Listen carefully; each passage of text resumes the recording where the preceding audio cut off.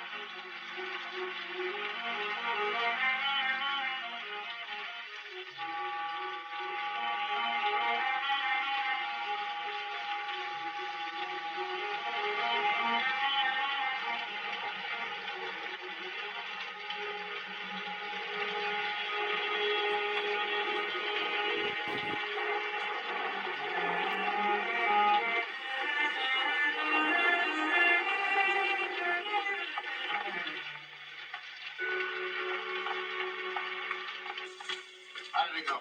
Smooth, no problems. Anything from Chris? He's right on schedule. You look older than your picture. Oh, when you get used to the good life, Lieutenant. It's hard to live down here in the sewer with your kind. Well, maybe there's something we can do to help. Bell, I want you to give Mr. Stallman here our very best suite. The one with the view of the river. Right, Lieutenant. Come on. I've heard about him and his brother all my life. They're really high up there in the syndicate ladder, huh? Well, look at it this way, Webster. If, instead of hiding these two the way we're doing prior to their trial tomorrow, if you and I actually captured the two of them, this is what would happen. I would make captain without taking an exam. You would be the first rookie sergeant in the history of the police force, and the two of us would catch cold from the draft of going uphill so fast. Now, is that high enough on the ladder for you? That's high.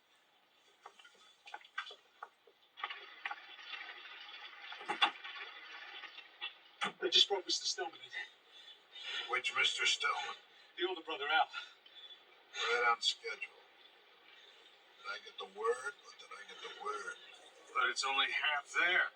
Jerry Stillman didn't show you. He'll be there. And on time. One thing you learn about Eddie Riker up front. He's efficient. When's my brother going to get here? Sooner than he wants to, I know that. Be real glad when this is over. I'm getting pretty tired of being bounced around this lousy city from cell to cell. Well, look on the bright side, Stella. After the trial, you and your brother are going to be in one spot for the rest of your natural lives. It's going to be over soon. Yeah. Real soon. Stay with him, Bill. If he falls out of his cot, I want to know about it.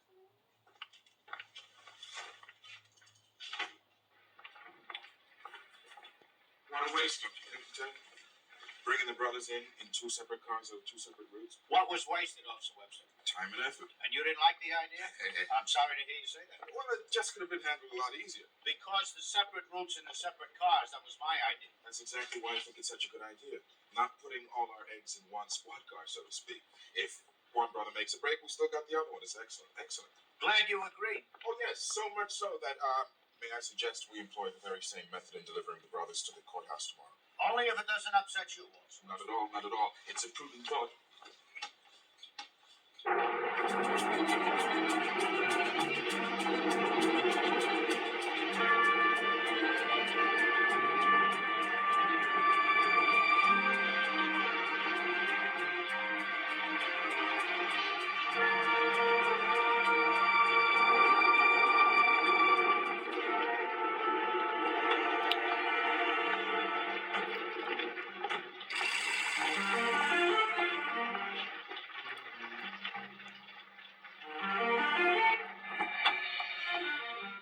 Jerry Stillman's here. They just rolled in.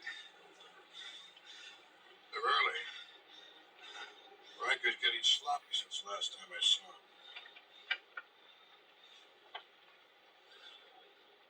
This is Bracknell. It's time. Kick off the gang fights right now. And listen, remember what I told you? I want a rumble. I don't want a little street corner fight. I want a heavy rumble. Enough to keep every squad car in this precinct rolling.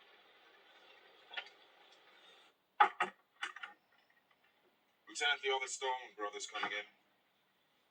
They're early. They should be outside.